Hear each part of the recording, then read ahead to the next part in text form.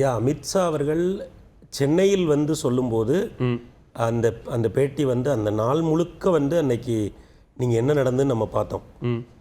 அன்றைக்கு பாஜகவினுடைய புதிய தலைவர் தேர்ந்தெடுக்கப்பட்டார். ஐடிசி சோழா முந்தின நாளே ஐயா அமித்ஷா அவர்கள் சென்னை வந்து விட்டார். அவங்க நம்ம ஒரு ஊடகவியலாளராக நமக்கு தெரியும், முதல்ல ஒரு விதமான நாற்காலி செட்டப் போட்டிருந்தாங்க, அப்புறம் அதை மாற்றினாங்க. அதற்கு பிறகு ஐயா நயினார் நாகேந்திரன் தலைவராக அறிவிக்கப்பட்ட பிறகு ஒரு சில ஊடகவியலாளர்கள் கூட ட்வீட் பண்ணாங்க. என்னென்னா, ஐயா அமித்ஷாவினுடைய ப்ரெஸ் மீட் அப்படிங்கிறதே பாஜக தலைவராக ஐயா நயினார் நாகேந்திரன் அறிவிக்கப்பட்ட பிறகுதான் தொடங்கும்லாம் அஇஅதிமுகவோடு நெருக்கமாக இருக்கிறவர்கள் ட்வீட் பண்ணாங்க. சரி, அந்த அளவுக்கு தான் நடந்தது. அப்போ சென்னையில் அவர் ரொம்ப தெளிவுபடுத்திட்டார், இது வந்து ஐயா எடப்பாடி ஐயா தலைமையில் நடக்க போகிற ஒரு அரசு தான் அப்படிங்கிறத அவர் சொன்னார். கூடுதலாக ஒரு வார்த்தை சொன்னார், எடப்பாடி ஐயா தலைமை ஒரு அரசுன்னு சொல்லல, கூட்டணின்னு தான், என்டிஏ அரசுன்னு சொன்னார். எடப்பாடி ஐயா தலைமையில் ஒரு என்டிஏ அரசு அப்படின்னு சொன்னார்.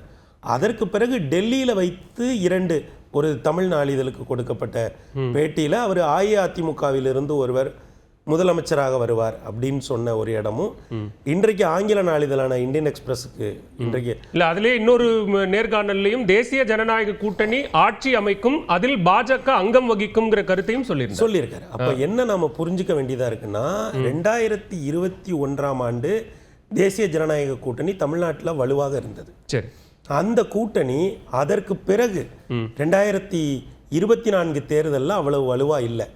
இப்போ பாஜகவை நம்பி கொஞ்சம் பேர் அந்த கூட்டணியில் போட்டிட்டாங்க. அதிமுகவை நம்பி அதிமுகவோட தேமுதிக போட்டி போட்டாங்க. சரி, இப்போ பாஜகவும் அஇஅதிமுகவும் கூட்டணி அமைத்து விட்டார்கள்.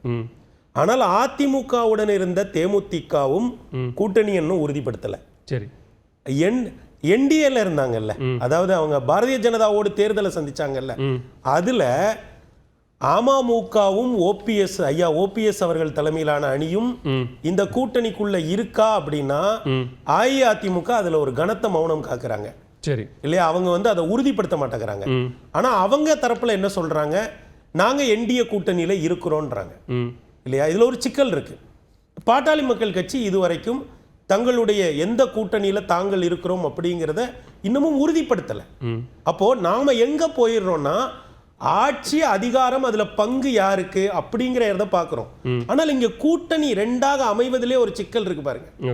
இப்போ பாஜகவை நம்பி 2024 தேர்தலில் போட்டியிட்ட கட்சிகளில் அமமுக ஐயா ஓபிஎஸ் போன்றவர்களை ஏற்றுக்கொள்வதில் அஇஅதிமுகவுக்கு ஒரு தயக்கம் இருக்கிறது. இன்றைக்கு வரை அவங்க வரவேற்கல, ஆனா அவங்க விருப்பத்தை தெரிவிச்சிட்டாங்க. அதை நீங்க கவனிக்கணும்.